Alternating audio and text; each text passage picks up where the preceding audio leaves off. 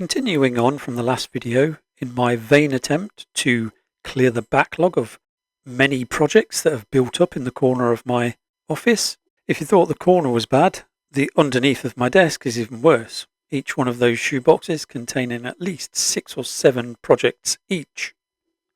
Maybe I'll do a what's in my stash video.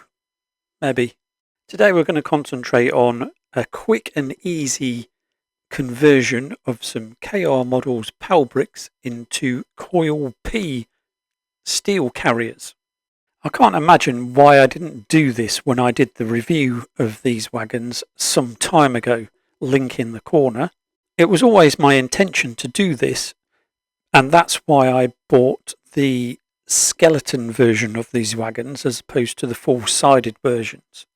Starting off with something easy, taking the wheels out and painting them not black. Then removing all of the clamping detail, the bits that sort of clamp the bricks in place if it was to be a brick wagon.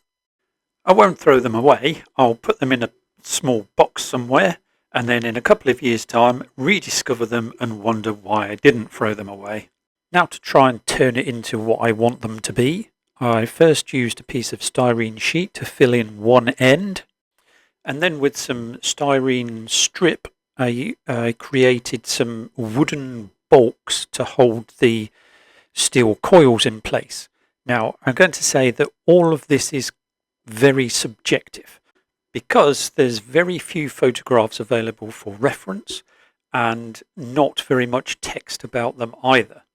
So I suspect this is as good as I could probably get. It's probably wrong, but argue against me.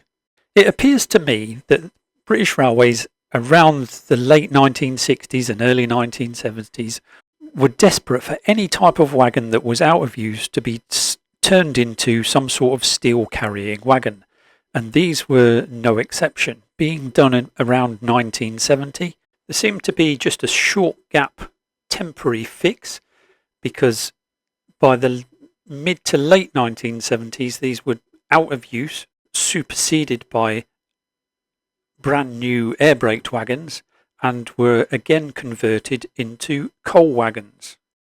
I washed them, but I didn't strip them, or I didn't strip them, but I did wash them before painting. I didn't think it was necessary, so I just used some not black and covered everything, absolutely everything, as a sort of base coat. Masking would have been an absolute nightmare, so I elected to hand paint the ends and sides in a bauxite brown colour. The same small brush was then used to paint the wood effects for the bulks that hold the steel coils. I used various sheets of Fox transfers to create the numbering and lettering, and there was not very much space, and this was the only configuration that I could get them all to fit.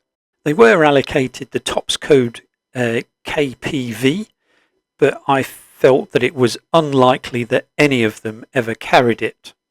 I might be wrong, but I couldn't see any photographic evidence of it.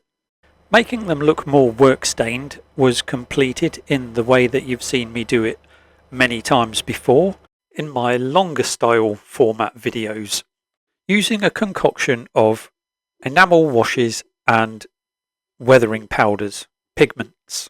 The steel coils that I'm using as gauging markers are from Goodwood Scenics.